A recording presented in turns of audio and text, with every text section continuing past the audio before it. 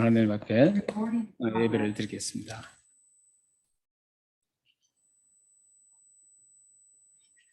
찬송하리로다. 그는 우리 주 예수 그리스도의 하나님이시요 자비의 아버지시요 모든 위로의 하나님이시며 우리의 모든 환난 중에서 우리를 위로하사 우리로 하여금 하나님께 받은 위로로서 모든 환난 중에 있는 자들을 능히 위로하게 하시고 그리스도의 고난이 우리에게 넘친 것 같이 우리가 받는 위로도 그리스도로 말미암아 넘치는도다. 아멘. 사도신경으로 우리 신앙 고백을 하나님 앞에 드리겠습니다. 전능하사 천지를 만드신 하나님 아버지를 예가 믿사오며 그 위아들 우리 주 예수 그리스도를 믿사오니 이는 성령으로 잉태하사 동정녀 마리아에게 나시고 본디오 빌라도에게 고난을 받으사 십자가에 못 박혀 죽으시고 장사한 지 사흘 만에 죽은 자 가운데서 다시 살아나시며 하늘에 오르사 전능하신 하나님 우편한 자 계시다가 죄로서 산자와 죽은 자를 심판하러 오시리라. 성령을 믿사오며 거룩한 공의와 성도가 서로 교통하는 것과 죄를 사해 주시는 것과 몸이 다시 사는 것과 영원히 사는 것을 믿사옵나이다. 아멘.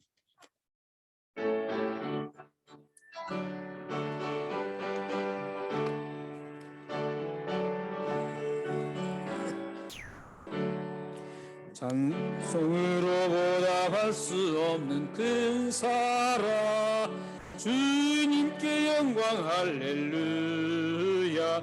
형제 자매 모두 주 찬송해 주님께 할렐루야. 하나님의 자녀여 크게 찬송 부르며 밝고 거룩한 길로 기쁨으로 나아가 그의 보좌 앞으로 속히 들어가겠네.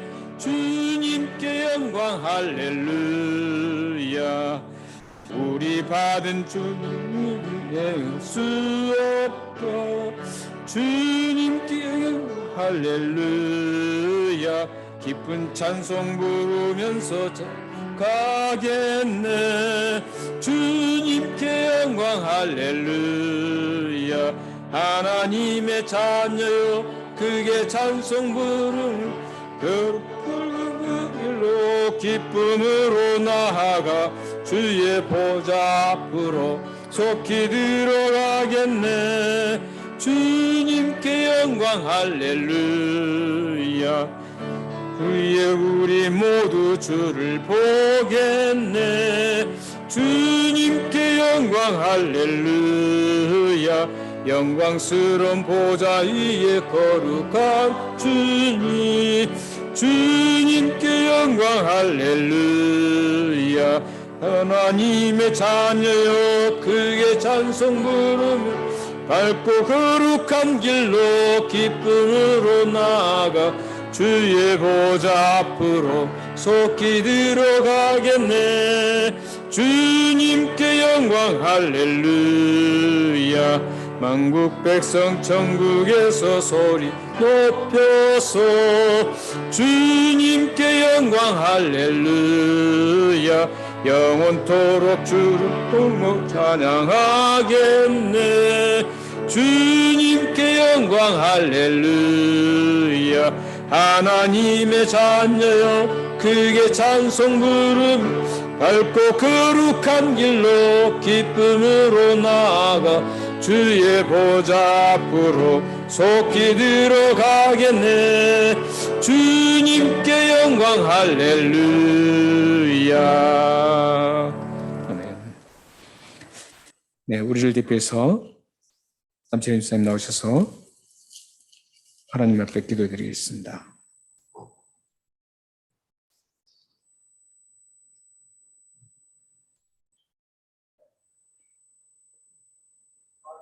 드리겠습니다.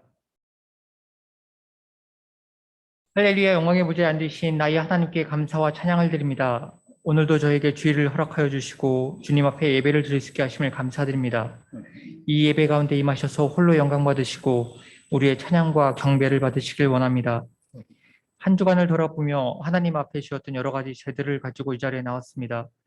예배 속에서 그 죄들을 깨닫게 하시고 이 예배가 온전히 하나님께 드려질 수 있도록 주 예수 그리스도의 피로 그 모든 죄들을 깨끗하게 씻어주길 기도드립니다. 아멘. 이제 한 달 후면 2021년이 끝나고 새로운 새해를 맞게 됩니다. 각 부서의 정기총회와 공동의회가 열리게 되는데 아직도 코로나 바이러스로 인해서 미래가 불확실한 가운데 있지만 하나님의 인도하심을 의지하여 2022년의 행사들을 지혜롭게 준비하는 값진 시간이 되도록 인도하여 주셨길 원합니다. 아멘. 또한 지금 다른 코로나 바이러스의 전파를 경험하고 있습니다. 모두들 불안한 가운데 놓여 있지만 이러한 상황 속에서도 저희 공동체의 지체들이 하나님을 향한 믿음을 잃지 않게 하시고 같이 모여 예배를 드릴 때 하나님께서 주시는 평안을 누리며 개개인의 생활 속에서도 하나님의 역사하심을 기대하는 삶을 살 수 있도록 믿음을 주시길 원합니다. 아멘. 지금 이 시간 여러 가지 어려운 일들로 인해서 고민하는 지체들을 위해서 기도를 드립니다. 건강의 문제로, 금전의 문제로, 또한 비자 문제로 여러 가지 개개인이 처한 상황 속에서 고민하고 어려움을 겪고 있는 지체들이 있습니다. 그 모든 어려움을 주님의 뜻대로 해결해 주시고 비록 지금 이 순간은 아프고 힘든 시간이겠지만 시간이 지난 뒤 언제나 최선의 길로 인도해 주심을 보여주실 주님을 찬양합니다.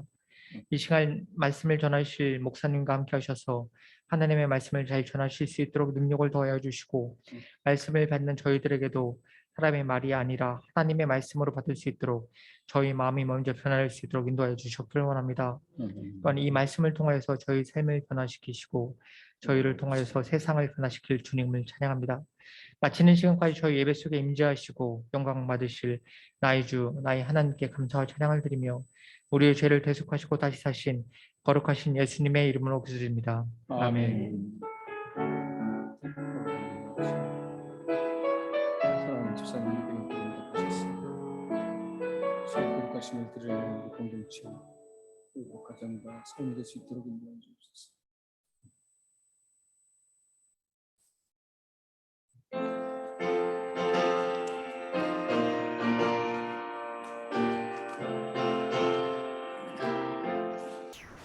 날 대속하신 예수께 내 생명 모두 드리니 늘 진실하게 하소서. 내 구주 예수여 나 구주 위에 살리라. 내 기쁨 한량 없으리. 내 갈 길이 인도하소서. 내 구주 예수여 날 구원하신 예수를 평생 의지하오니 늘 영접하여 주소서.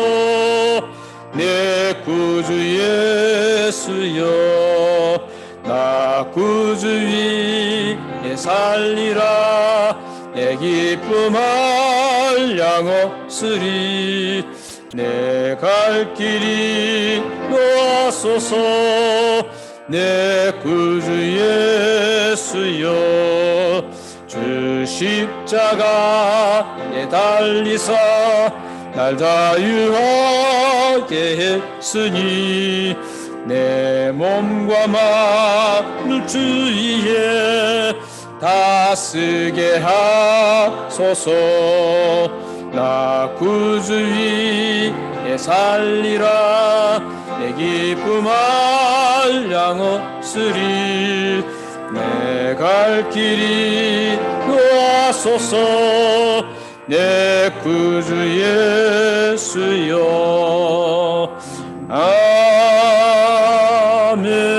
아멘. 네, 기도하시겠습니다. 하나님 아버지 감사합니다. 이 어려운 시기에 하나님을 잘 섬기는 우리들을 늘 함께 해주시고 인도해 주셔서 감사합니다. 주님 나라가 임할 때까지 우리를 굳건하게 지키시고 어떤 상황 속에서도 주님의 능력의 손길로 우리를 인도해 주셔서 주님의 백성이라는 사실을 확인하며 즐겁게 이 세상 나그네 길을 걸어갈 수 있도록 인도하여 주옵소서. 오늘도 하나님의 은혜가 너무 크고 감사해서 이 물질과 마음을 하나님 앞에 드립니다. 물질과 마음을 드리는 모든 분들에게 하나님의 거룩한 사랑을 덧입혀 주시고 은혜와 풍요로움을 허락해 주셔서 하나님의 섬김대 부족함이 없도록 인도하여 주옵소서. 주님 나라를 위해서 이 물질이 아름답게 쓰임받게 하시고 하나님의 살아계심과 전능하신 하나님의 능력을 보는 그런 복된 물질이 될 수 있도록 역사해 주옵소서. 우리 사랑하는 가정과 그들의 기업과 그들이 하는 모든 일에 주님이 함께 하셔서 아름답게 성장하게 하시고 영적으로 육적으로 강건한 복된 삶이 이루어질 수 있도록 인도하여 주옵소서. 예수 그리스도 이름으로 감사하며 기도합니다. 아멘. 주 예수 그리스도 이름으로 이 보험 기도를 드렸습니다. 이 보험 기도가 그대로 응답되어서 사랑하는 우리 지체들과 가정에 넘치는 하나님의 은혜가 있게 하여 주셔서 하나님 앞에 아름답게 쓰임 받을 수 있도록 이 기도를 응답하여 주옵소서. 역사해 주옵소서.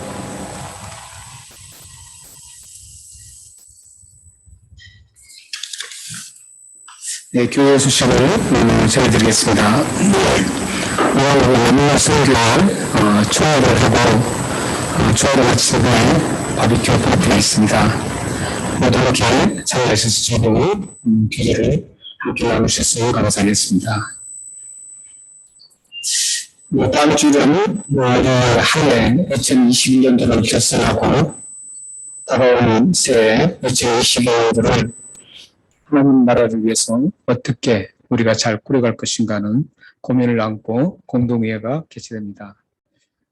모든 분들 함께 참여하셔서 공동회의에 참여하셔서 앞으로 2022년도에 하나님의 거룩한 백성으로 또 하나님 나라를 아름답게 이루는데 함께 생각을 함께 나누고 함께하는 복된 시간 되었으면 좋겠습니다. 참여하실 수 있는 자격은 우리 교회에 등록하신 분들, 무흥 입교인이라고 합니다. 아무 징계를 받지 않는 분을 말합니다. 우리 교회는 아직까지 징계를 받으신 분이 한 분도 안 계시기 때문에 모두가 참여하실 수 있습니다. 혹시 집에서도 예배를 드리는 모든 분들도 다음 주는 좀 나오셔서 함께 공동회를 참여해 주셨으면 감사하겠습니다. 지금 저희들이 커피브레이크 성경 발견 학습을 1월 9일까지 이제 방학을 하고 1월 9일까지 방학하고 16일부터 시작을 합니다. 그동안에 여러분들이 하나님 말씀을 가까이 하시고 하나님 말씀을 가까이 함으로 하나님과 관계가 더욱더 좋은 아름다운 관계가 이루어지기를 소원합니다. 지금 코로나 바이러스가 계속적으로 변이가 일어나서 지금 오미크론까지 왔습니다. 사실 보니까 다 헬라어예요. 오미크론 이런 건 다 헬라어입니다. 근데 이 오미크론이 뭐 조금 굉장히 발생률이 굉장히 높고 또 확산률이 굉장히 높다고 합니다.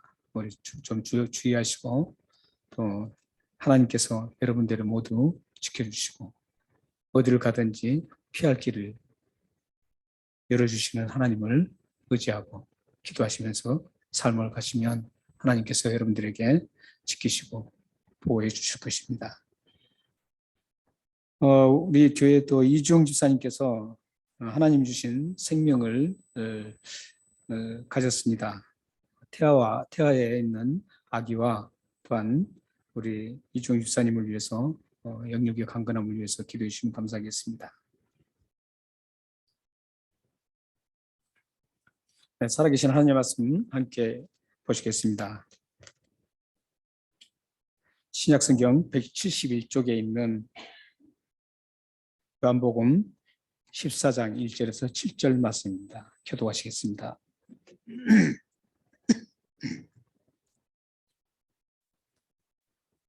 요한복음 14장 1절에서 7절 말씀입니다. 너는 마음에 근심하지 말라. 하나님을 믿으니 또 나를 믿으라.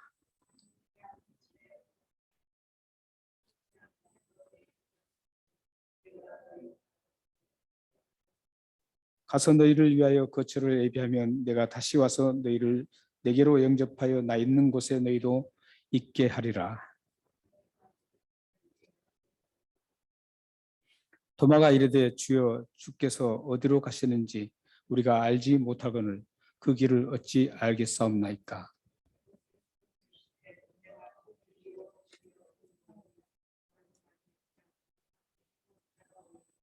네, 함께 읽겠습니다. 너희가 나를 알았다면 내 아버지도 알았으리라. 이제부터는 너희가 그를 알았고 또 보았느니라. 아멘.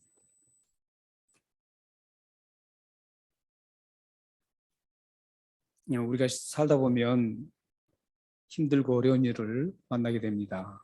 그럴 때면 어느 누구든지 이 힘들고 마음이 아픈 그 마음을 누군가에 하소연하고 싶고 또 이 마음을 함께 나누면서 아프고 힘든 그 마음을 위로받고 싶어 합니다. 그런데 아프고 마음을 위로받기 위해서 함께 만나서 대화를 하다 보면 오히려 마음이 무거워지고 더 아프게 하는 분이 있습니다. 또 그런가 하면 어떤 분과는 대화를 하면 마음이 시원해지고 그 실타래처럼 엉켰던 그 복잡함들이 하나하나 다 풀어지는 느낌을 갖습니다. 그런가 하면은 속이 확 풀리는,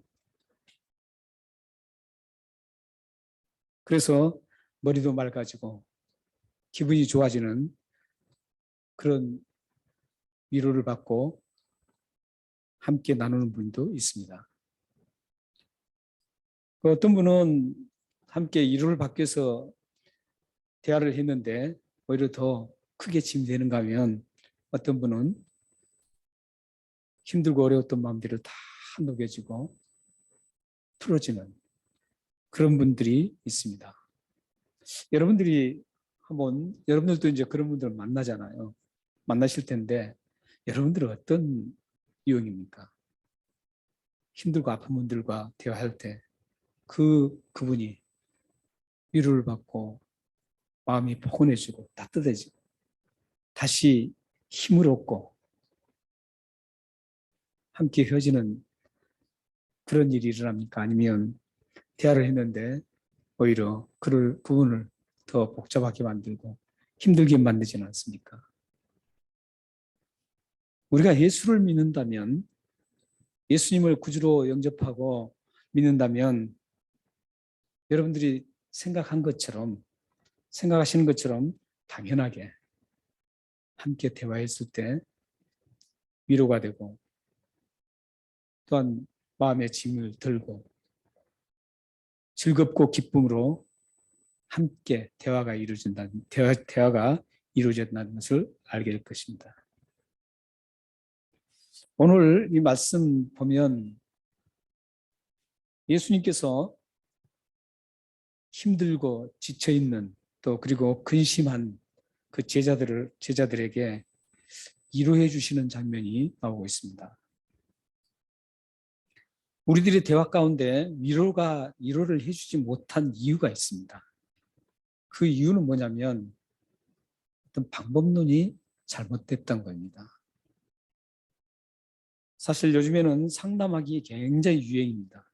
한국이든 또 우리 살고 있는 시드니든 상담하기 굉장히, 특히 한국 사람들에게는 상담하기 굉장히 유행처럼 번지고 있습니다.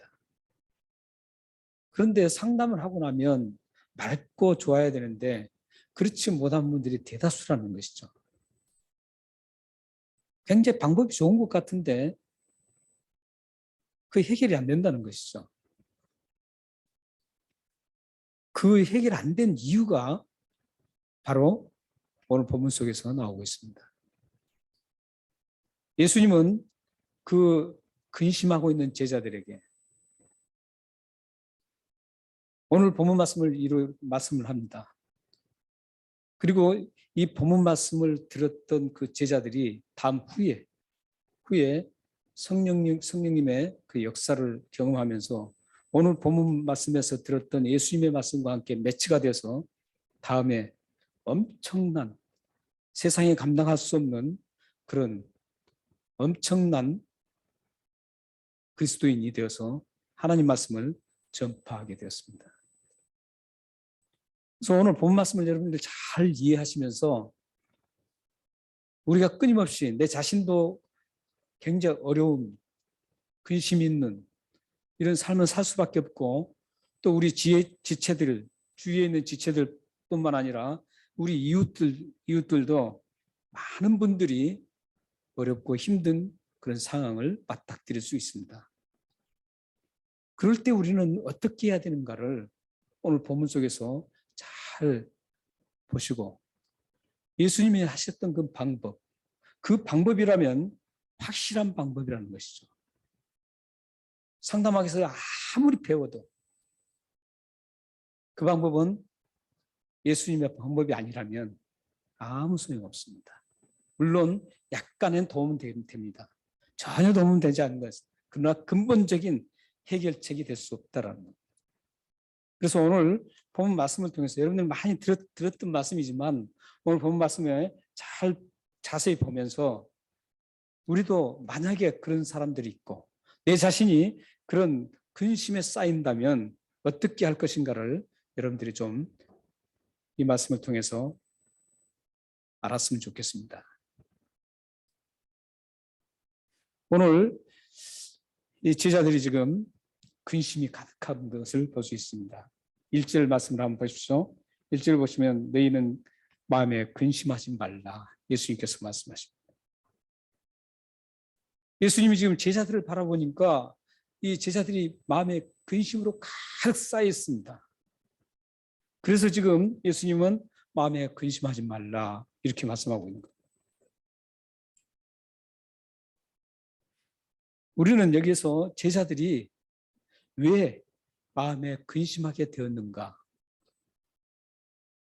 그 배경을 좀 알고 가야 할 것 같습니다. 제자들이 무턱대고 근심하지는 않잖아요. 여러분들도 무턱대고 아무 일 없는데 근심하지는 않죠. 어떤 근심한 일이 생겼을 때 그 일들이 발생되었을 때 근심하게 되는 것이죠. 지금 제자들도 어떤 일을 지금 겪고 근심하게 됐다는 것이죠. 그게 13장, 지난주에 우리가 13장을 나눴는데 13장 말씀에 보면 가룟 유다가 예수님을 팔 거라고 예수님이 말씀하십니다. 비반할 거라고 말씀하십니다. 그리고 베드로가 나를 세 번씩이나 부인할 것이다. 이렇게 말씀합니다. 요한복음에는 그렇게만 기록되어 있지만 다른 공간복음을 같이 병행해서 함께 보면 오늘 말씀 그 전에 예수님이 돌아가실 것이라는 것까지 다 밝히고 있습니다. 그래서 이제 내가 죽기 때문에 너희들과 내가 함께 할 수 없다. 이 말씀을 듣고 나서 제자들이 지금 근심하게 된 겁니다. 그런데 오늘 사실 이 본 말씀에 그 말씀에 보면 근심하다 이 단어는 조금 고칠 필요가 있습니다. 헬라어로 보면 이게 좀 고쳐야 될 필요가 있어요. 헬라어는 이게 어떤 뜻으로 되어 있냐면 혼란스럽다. 혼란스러워서 가득 찬 걱정으로 채워졌다 이런 뜻입니다. 왜냐하면 예수님께서 가룟 유다가 배반할 거다. 아직 일어나지 않는 일들을 지금 말씀을 하고 계시는 거예요. 그러니까 사실 예수님이 십자가에 죽으시고 다시 살아나시고 이런 사건들은 세계사의 역사에 한 번도 이루어지지 않는 사건이거든요. 있었던 사건이 아니에요. 그렇기 때문에 이 감이 안 오는 거죠. 가룟 유다가 나를 팔고 베드로가 나를 부인하고 내가 십자가에 죽을 것이다. 그리고 나는 하늘나라로 올라간다. 그래서 나는 너희들과 함께 있을 수가 없다. 이 말은 지금 우리가 들으면 명확하게 규정이 되고 이해가 됩니다. 그러나 당시의 제자들은 이게 무슨 말인지 이해를 잘 못했습니다. 그래서 그 뒤에 쭉 보면 계속적으로 예수님이 그렇게 이 앞전에도 그렇게 예수님 나라에 내가 죽을 것이다 이렇게 말씀하셨는데도 이해를 못해서 오해하는 부분이 많았었잖아요. 그래서 이 제자들이 이런 한 번도 겪어보지 않았던 일들이기 때문에 예수님이 그렇게 말씀하시니까 혼란스러운 거예요. 이게 무슨 뜻인가? 혼란스러운 거예요. 이 혼란이 오니까 걱정이 비대하게 되는 거예요. 혼란 속에서 걱정이 굉장히 크다랗게 부풀려지는 겁니다. 그래서 오늘 이 말씀에 근심했다 이 말씀은 조금 뉘앙스가 약합니다. 혼란스러웠던 거예요. 혼란스러워서 그 혼란 속에서 예수님이 이상하게 막 말씀하시니까 굉장히 이게 어떤 정리가 안 되고 엄청나게 크게 걱정스러움이 밀려왔던 겁니다. 그래서 제자들이 이렇게 지금 엄청난 단순히 근심했다 이런 뜻이 아니라 혼란스럽고 뭐 어떻게 지금 할지 모르고 뭔가 큰일이 일어날 것 같은데 이게 어떻게 된 거냐 이거. 그렇다고 이걸 알 수도 없고 답답하고 굉장히 혼란스러운 겁니다. 여러분들도 아마 큰일을 겪어보면 답답하잖아요. 정리가 안 될 때 그래요. 혼란스러울 때. 큰일을 당했어도 어떤 게 정리가 돼서 죽든지 살든지 어떤 그게 딱 정리가 되면 어느 정도 우리도 좀 마음을 잡을 수 있는데 그렇지 못한다는 것이죠. 정리가 안 되니까 혼란스러우니까 그게 더욱더 혼란이 계속 낳고 근심과 걱정을 계속 크게 확대시키는 거예요. 그러니까 여러분들이 만약에 어떤 일이 생겼을 때 이 혼란스러운 것도 정리를 해야 됩니다. 그 가닥을 확실하게 빨리빨리 체킹해서 잡아야 되는 것이죠. 그런데 오늘 이 제자들이 그렇게 굉장히 큰 혼란과 함께 걱정에 쌓여 있습니다. 그런데 제자들이 어디에 걱정이 있다고 합니까? 근심이 있다고 합니까? 마음에. 지금 제자들의 어떤 마음 밖에 거기에 지금 근심이 쌓여 있는 게 아니라 걱정이 지금 쌓여 있는 게 아니라 제자들 마음에 지금 그 일이 났다는 것이죠. 마음에. 보통 마음이라 그러면 일반적으로 어떻게 생각하냐면 어떤 감정이 일어나는 곳, 또 어떤 신체라든지 어떤 생각들을 통제하는 곳, 이렇게 생각을 많이 합니다. 그런데 예수님이 사용하시는 이 마음이라는 단어는 그런 일반적인 마음이라는 단어가 아닙니다.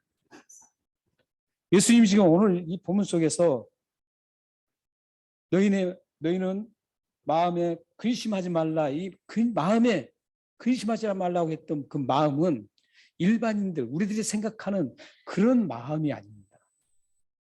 예수님이 사용하셨던 마음이라는 단어는 어떤 단어냐면 영적인 생활을 할 때 쓰는 마음입니다. 그러니까 영적인 마음을 지금 영적인 생활과 영적인 부분을 통제하는 그런 마음이라는 단어를 사용하고 있습니다. 이것은 왜 예수님이 이렇게 마음을 일반적으로 사용하는 그 마음을 사용하지 않고 영적인 부분을 통제하고 우리 신앙생활을 통제하는 그 마음이라는 단어를 사용하셨을까요? 그것은 우리 육체보다도 우리의 삶에 일어나는 그 어떤 것보다도 우리의 영혼이 가장 중요하고 그 영혼이 우리의 신앙생활이 마음에 의해서 결정된다는 겁니다. 우리들이 영적 생활은 사실은 외부에서 일어나서 그 영적 생활이 영향을 주는 게 아니에요. 진정한 우리들의 영적 신앙과 영적 생활과 신앙생활은 영향을 주는 곳은 어디냐면 마음입니다. 예수님이 사용하시는 것 하나예요. 지금 예수님은 제자들의 그 영혼을 바라보고 있는 거예요.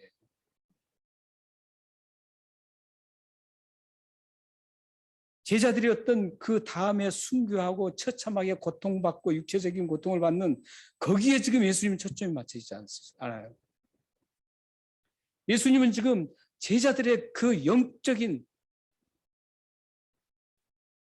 삶을 좌우하는 그 마음을 지금 바라보고 있는 겁니다.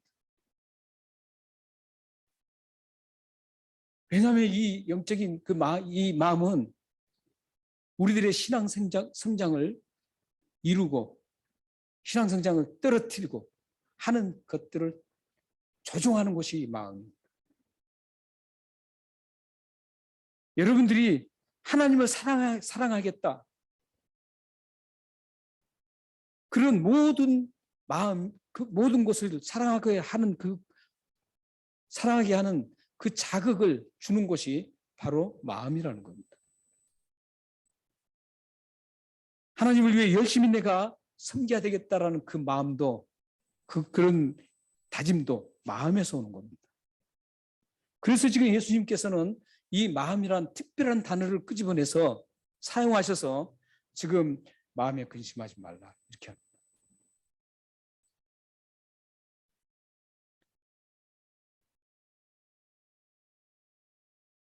여러분들이 신앙생활에 흔들리고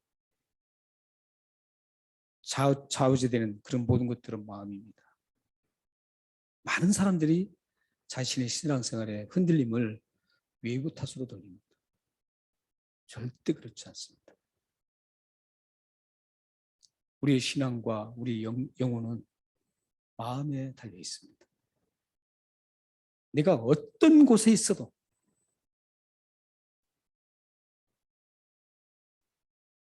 내 영혼을 삼키려고 하는 그런 엄청난 아골골짝이 있을지라도 마음을 잘 세우고 있습니다. 오히려 그 아골골짝이 나를 죄악으로 삼키려고 하는 그것이 완전히 정화되고 홀리 플레이스가 됩니다. 성스러운 것으로 만들어져 버립니다. 그런데 많은 사람들이 자기의 신앙생활을 외부에 돌리는 거죠. 그런 사람들은 어디를 가도 어떤 환경이 주어져도 항상 신앙생활에 실패합니다. 결론에 가면 꼭 실패합니다.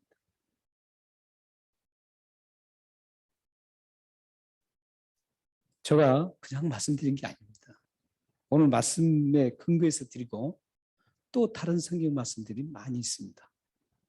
그중에 대표적인 것이 마태복음 13장 23절입니다. 여기는 안 나오고 여기는 나오네. 띄어졌으니까 한번 같이 읽겠습니다. 자, 시작.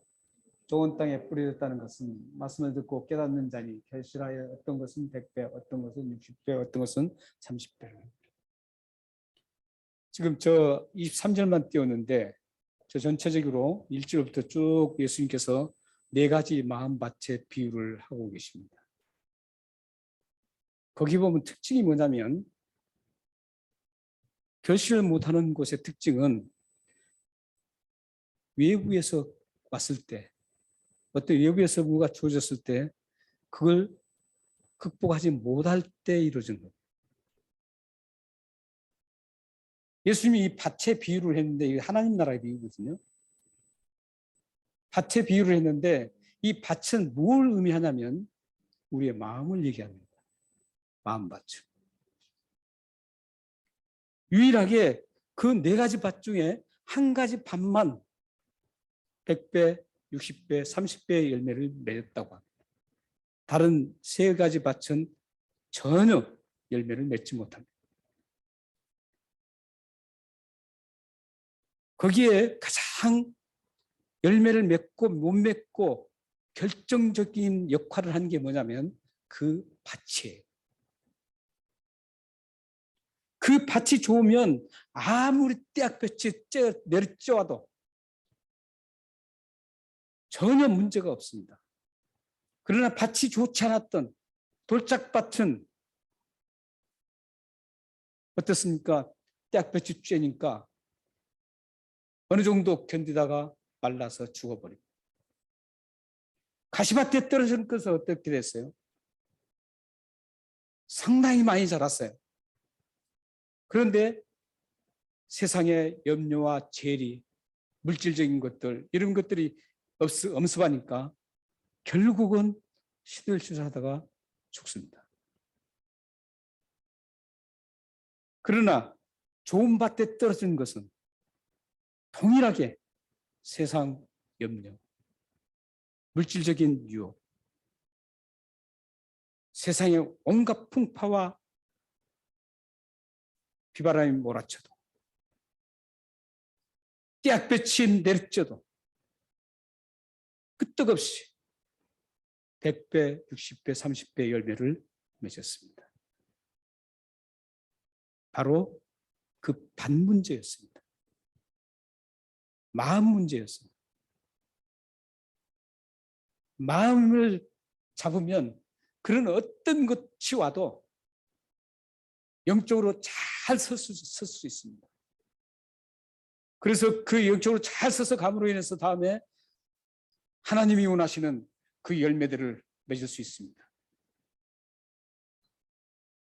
100배, 60배, 30배 이 많이 적고 예수님은 지금 많고 적고 그걸 따지지 않는 거예요. 않습니다.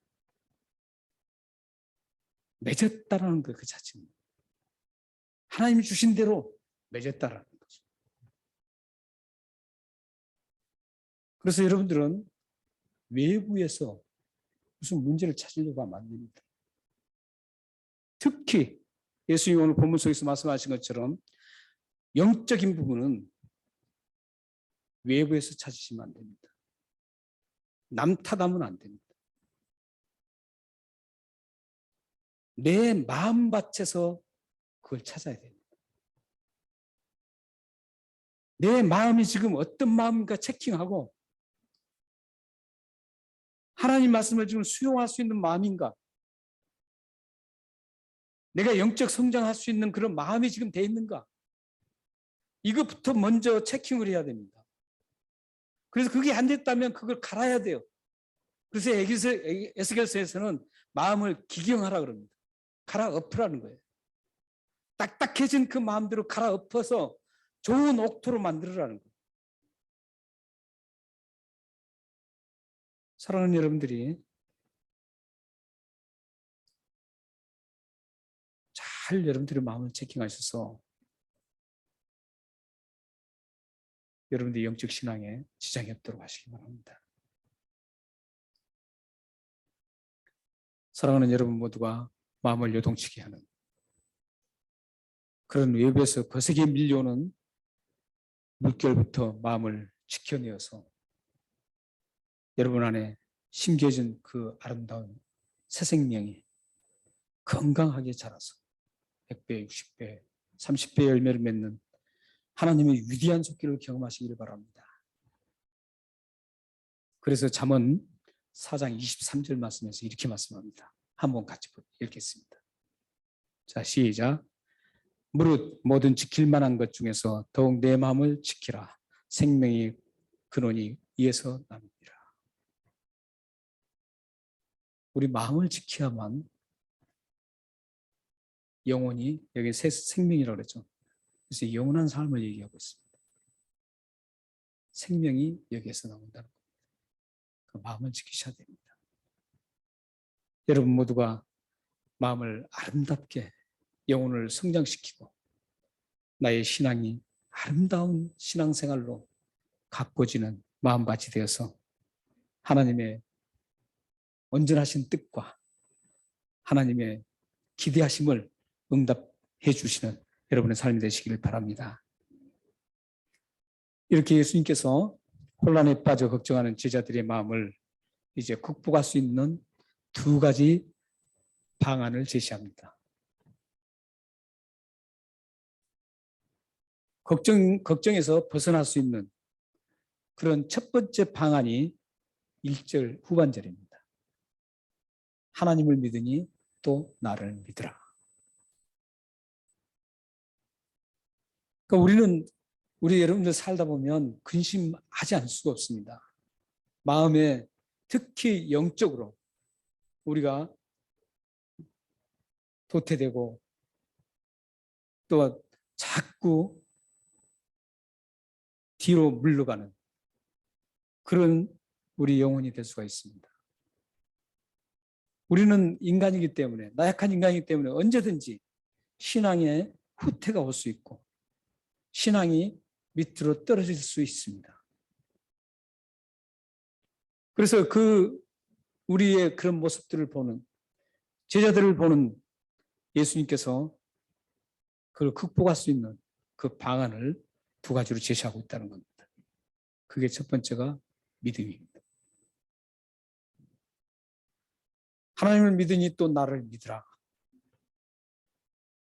이것은 또 설명하면 또 복잡하니까 그냥 단순하게 이건 어떤 뜻이냐면 어떤 일이 발생해도 나의 신앙을 세우는데 하나님을 꼭 붙잡고 걸어가라 이런 의미입니다. 근데 여기서 지금 믿으라 이 동사가 어떤 동사냐면 한 번 믿고 마는 그런 동사가 아닙니다. 제가 항상 말씀드리듯이 믿으면 두 가지가 있다 그랬죠. 하나는 뭡니까? 우리가 예수 그리스도를 믿을 때 믿는 믿음. 이것은 단 한 번입니다. 한 번 믿으면 우리 죄를 용서받고 구원받습니다. 그러나 우리의 삶을 살아가는 그 여정에 또 믿음이 필요합니다. 그 믿음은 하나님이 살아계신과 하나님이 이 모든 것을 다 보고 계시고 알고 계시고 이걸 어떻게 처리할지 다 아신 분이라는 것을 믿고 맡기고 가는 삶을 말합니다. 오늘 본 말씀 중에 이 후자입니다. 그래서 한 번만 믿으라는 뜻이 아니에요. 계속적으로 지속적으로 하나님을 믿고 모든 걸 맡기고 걸어가라 이런 뜻입니다. 그렇게 걸어가면 믿고 걸어가는 그 믿음을 가지면 우리 속에 있는 근심과 우리를 짓누르고 있는 그런 모든 것들에서 이길 수 있다는 겁니다. 믿음이 이기냅니다. 가장 좋은 방법입니다. 찬송이 그런 찬송이 있죠. 울어도 못하네. 눈물 많이 흘려도 안 되고. 믿음만 있으면 하나님께서 이걸 알고 계시고 나의 이 고통과 근심, 나의 영혼이 지금 혼잡해서 복잡해서 혼동스러워하는 나의 이 영혼, 나의 신앙생활이 극복되기 위해서는 첫 번째 조건이, 가장 중요한 조건이 믿음입니다. 하나님이 살아계심과 하나님 지금도 나를 보고 계시고 여전히 하나님은 능력이시셔서 나의 그 어떤 형편도 극복시킬 수 있는 분이라는 것. 이걸 알고 여러분들이 그 믿음을 붙잡고 걸어가신다면 반드시 해결됩니다. 예수님은 지금 제자들에게 지금 믿음으로 붙잡고 끝까지 어떤 상황 속에서도 걸어가라고 지금 권면하고 있습니다. 이 권면은 제자들에게만 하셨을까요? 아니요. 우리들에게도 동일하게 지금 예수님은 고민하고 있습니다. 여러분들이 고민이 있을 때 믿음으로 나가시기를 바랍니다. 예수님께서 또 두 번째 방안을 2절에서 3절 말씀에서 제시하고 있습니다. 어떻게 하면 그 엄청난 혼란스러운 속에서 커다란 걱정이 일어났을 때 어떻게 극복할 수 있는가? 2절, 3절 말씀입니다. 한번 같이 어떻게 극복할 수 있는지 한번 2절, 3절을 함께 읽겠습니다. 시작. 가서 너희를 위하여 거처를 예비하면 내가 다시 와서 너희를 내게로 영접하여 나 있는 곳에 너희도 있게 하리라. 내가 어디로 가든지 그 길을 너희가 아니라. 2절 3절이네요. 네 아버지 집에 거할 곳이 많도다. 여기서부터 했는데 제가 지금 저 성경책에는 지금 2절 3절 맞는데 이렇게 좀 떨어져 있어 제가 착각을 했습니다. 2절 3절 말씀은 지금 어떤 말씀이냐면 거처 얘기가 나옵니다. 거할 곳. 그런데 2절에는 지금 내가 거처를 예비하기 위해서 간다. 이 말씀을 하시고 3절 말씀에는 내가 거처를 예비한 후에 다시 와서 너희들을 영접해서 너희들과 영원히 그곳에 함께 거할 것이다. 이렇게 지금 말씀하고 있습니다. 이 거처 얘기가 지금 두 개로 나눠져서 지금 얘기하고 있습니다. 가서 예비할 것이다. 거처를. 그리고 거처를 예비한 후에 다시 이 땅에 오실 것이다. 이것은 예수님의 초림과 재림입니다. 예수님이 지금 처음에 이 땅에 오셨을 때는 우리가 예수님을 영접합니다. 우리가 예수님을 영접하고 그분을 믿는 거예요. 그 후에 예수님께서는 이제 우리가 믿는 믿음의 사람들을 위해서 어떻게 합니까? 이제 하늘나라로 가십니다. 가셔서 그곳에 우리가 거할 곳을 예배하러 가십니다. 그리고 이제 세컨 카밍이라고 그러죠. 다시 이제 예수님이 하늘나라에 가셨으니까 다시 오십니다. 그때는 예배한 것 다 예배해 놓으시고 이제 다시 오십니다. 그때는 누가 영접합니까? 예수님이 우리를 영접하십니다. 그 재림 얘기입니다. 예수님이 우리를 영접해서 이제 영원히 살 그 거처에 함께 거하시겠다라는 겁니다. 그러면 예수님이 언급하신 이 거처는 어디일까요? 여러분들 다 아시는 하늘나라 천국입니다.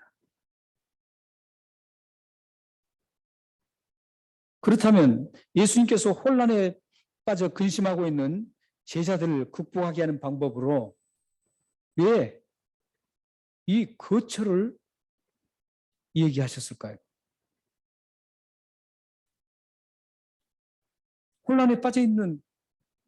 혼란에 빠져서 근심하고 있는 그 제자들에게 거처의 얘기를 해서 그걸 극복하게 하시려고 하는데 그거 왜 우리가 생각할 때는 엉뚱한 얘기 같습니다. 다른 것 같으면 몰라요. 그런데 거처의 얘기 이게 지금 당장 어떻게 그들의 근심을 극복하게 만들 수 있다는 건가요? 하늘나라.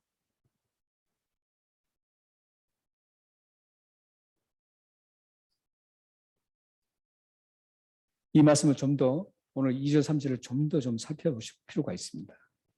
좀 더 살펴보면 예수님은 하늘의 거처를 예비하시기 위해서 이 땅을 떠나실 것을 말씀하시고 3절에서는 하늘나라 거처를 완성하신 후에 믿음의 사람들을 그 거처로 인도하시기 위해서 다시 오겠다 약속하신 겁니다. 여러분들은 이 말씀을 들으면서 어떤 느낌이 드나요? 어떤 느낌이 듭니까? 예수님께서 내가 여러분들이 이제 같이 계실 때 만약 예수님이 계신다면 제자들처럼 내가 이제 이 땅을 떠나서 너희들을 갈 곳, 너희들이 있을 곳을 예배하러 내가 하늘나라를 간다. 그리고 다시 와서 너희들을 완성한 그 나라로 내가 데리고 가서 이제 영원히 살 것이다. 이렇게 얘기하면 여러분들은 그때 딱 듣는 순간 어떤 느낌이 들 것 같아요? 아, 그런가 보다. 이러신가요? 그래. 제자들은 분명히 그랬을 거예요. 제자들이 다음에 일생을 보면 반드시 그랬어요. 제자들은 예수님이 이 말씀을 듣고 그래. 이 땅에서 내가 한정된 이 땅에서 어떤 것들을 겪고도 영원한 그 킹덤 하늘나라가 있다. 영원한 그 하늘나라를 예배해 두시고 나를 그곳에 인도하셔서 영원토록 함께 있겠다라는 그 소망의 말씀, 희망의 말씀, 거기에 엄청난 힘을 얻었을 겁니다. 여러분들은 그런 생각이 안 드세요? 저는 이 말씀 묵상하면서 그런 생각이 올라왔습니다. 우리가 일생 동안 그냥 죽어서 끝나는 게 아니라 잠시 살다가 그냥 해서 그 영원히 끝나는 게 아니라 예수님께서 약속하신 영원한 그 한나라에 데리고 가서 함께 그곳에서 영원토록 살 것이라는 그 예수 그리스도의 그 말씀, 그 말씀을 듣는 순간 이 땅에서 어떤 고난과 핍박을 당해도 나는 충분히 이길 수 있겠다. 그리고 그 길을 나는 가겠다. 그 소망을 안고 그 한나라의 소망을 바라보면서 가야 되겠다라는 그런 다짐이 있었습니다. 그걸 위해서 지금 예수님이 이 말씀을 하셨던 겁니다. 이보다 더 확실한 극복할 수 있는 방법이 어디 있을까요? 예수님은 믿음과 소망, 이 두 가지를 가지고 제자들의 이루하고 있습니다. 우리 주위에 여러분들은 많은 분들이 위로받을 분들이 있습니다. 그 위로받을 분들에게 여러분들은 어떻게 위로하시기를 원합니까? 여러분들의 위로는 잠시 마음을 안정시키는 데 끝날 수 있습니다. 하지만 예수님의 방법은 잠시가 아니라 확실하고 이 말씀이 그 속에 정착되면 확실하게 모든 것들이 다 끝나는, 영원토록 끝나는 그런 방법입니다. 예수님의 방법 외에 더 좋은 방법은 없습니다.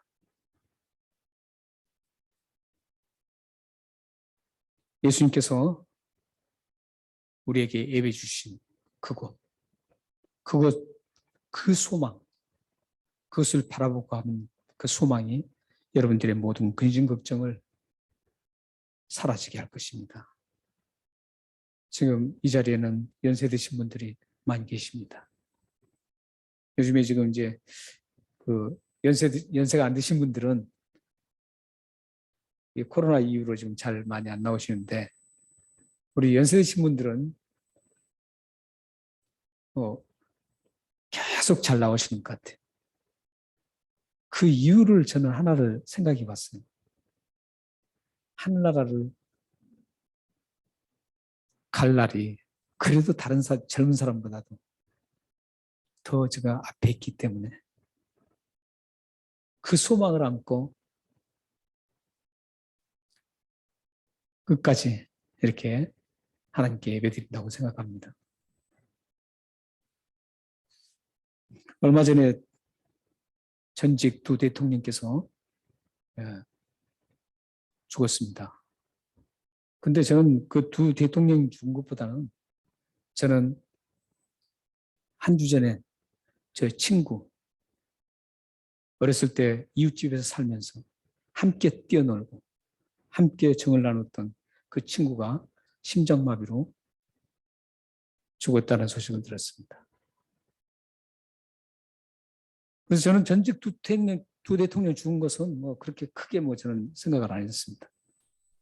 근데 친구가 죽었다는 소식을 듣고 마음이 굉장히 아팠고 그 친구와 같이 있었던 추억이 생각났고 그 친구가 그리웠습니다.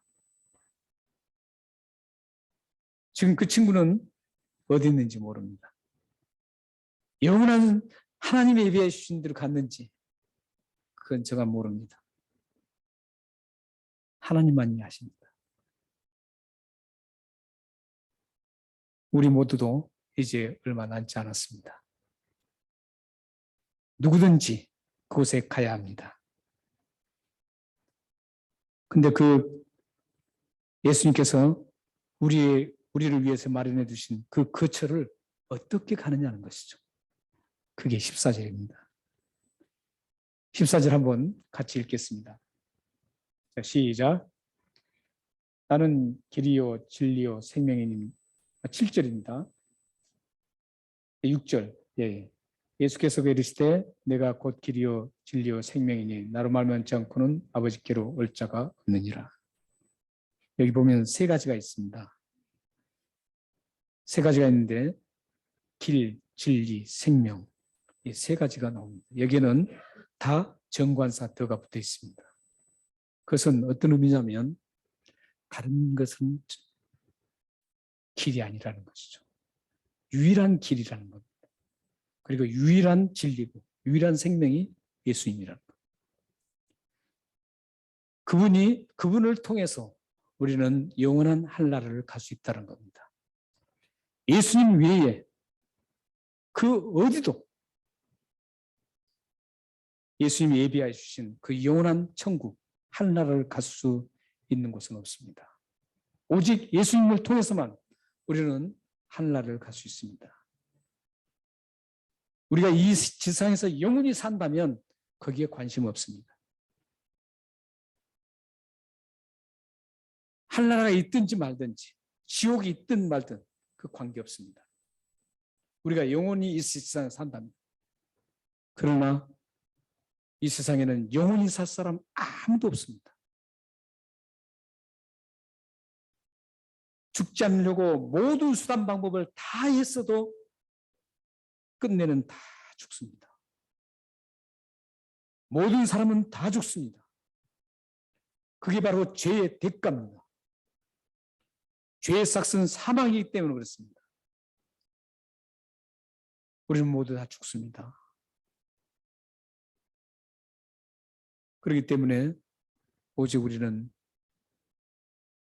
죽기 때문에 예수님이 예배 주신 그 하늘나라를 바라볼 수 있는 겁니다. 사랑하는 성도 여러분, 예수님은 극도로 불안과 혼란 속에서 근심하는 제자들에게 믿음과 소망이라는 이 두 가지로 위로를 했습니다. 예수님을 따르고 믿는 우리도 위로의 사람이 되어야 합니다. 여러분의 속에 있는 근심도 믿음과 소망으로 극복될 수 있습니다. 여러분이 위로해 줄 사람에게도 믿음과 소망을 잘 설명하셔서 그들이 극복될 수 있도록 여러분들이 아름다운 삶을 사시길 바랍니다. 마지막으로 데살로니가전서 4장 17절 18절 말씀을 읽고 마치겠습니다. 시작. 그 후에 우리 살아남은 자들도 그들과 함께 구름 속으로 끌어올려 공중에 주를 영접하게 하시리니 그리하여 우리가 항상 주와 함께 있으리라. 그러므로 이러한 말로 서로 위로하라. 위로를 소망으로 하라 그랬어요. 예수님을 만날 그날을 소망하게 하면서 위로하라는 겁니다. 여러분 모두가 위로의 사람, 위로의 가정, 위로의 삶이 되어서 예수 그리스도가 하셨던 그 행적을, 위로를 잘 적용해서 하나님의 백성으로, 위로의 사람으로 아름답게 살아가기를 주님으로 축원합니다. 기도하겠습니다. 살아계신 하나님, 감사합니다.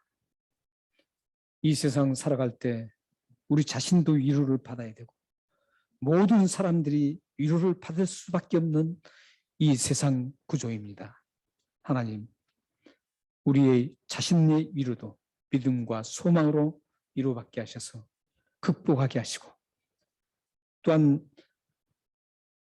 우리의 지체들과 이웃들에게도 위로받아야 할 그 지체들과 이웃들에게 믿음과 소망을 아름답게 잘 설명해서 그들도 그 근심과 걱정을 극복하고 아름다운 즐거운 생활을 이어갈 수 있도록 저희들이 중재자 역할을 할 수 있도록 역사해 주옵소서.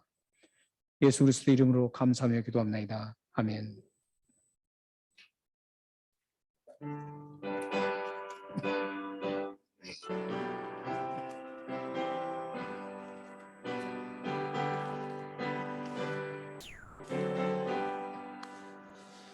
이 세상에 근심된 일이 많고 참 평안을 몰랐구나.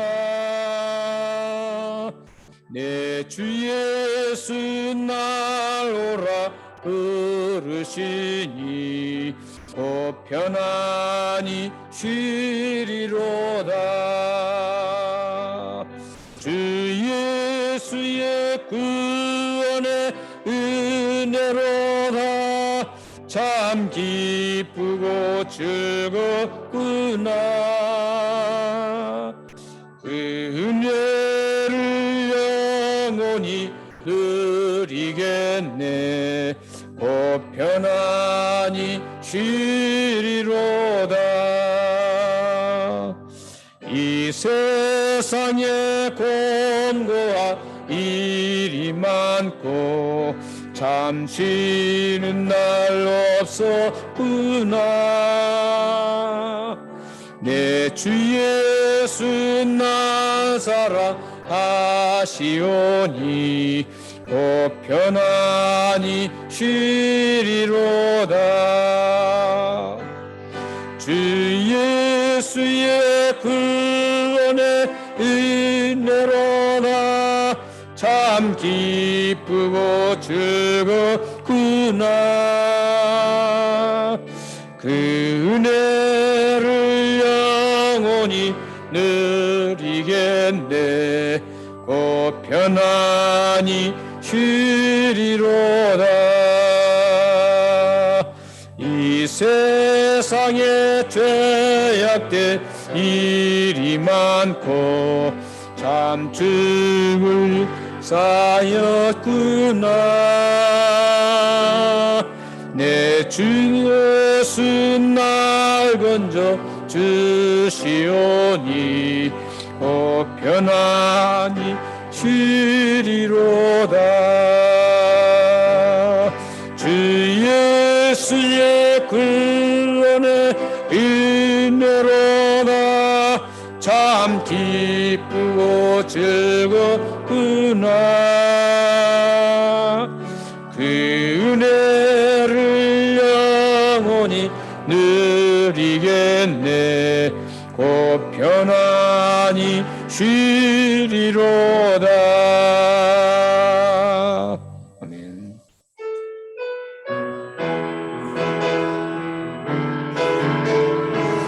우리 같이 박수 한번 치면서 찬양하겠습니다. 나를 사랑하는 주님, 나를 위해 죽으시고 부활 승천하시어서 나의 주가 되셨네. 나를 사랑하는 주님, 나의 목자 되시어서 나를 항상 인도하니 주만 되라. 주 오시면 전국에서 주님과 살리라 영원토록 주 오시면 전국에서 주님과 살리라 영원토록. 네, 다 같이 일어나셔서 전하겠습니다.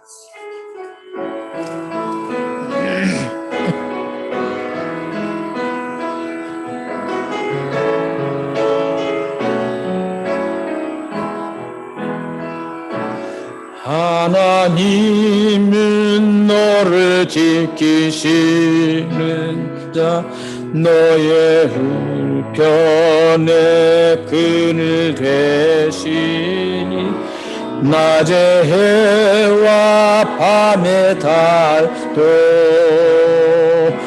너를 해치 못하리.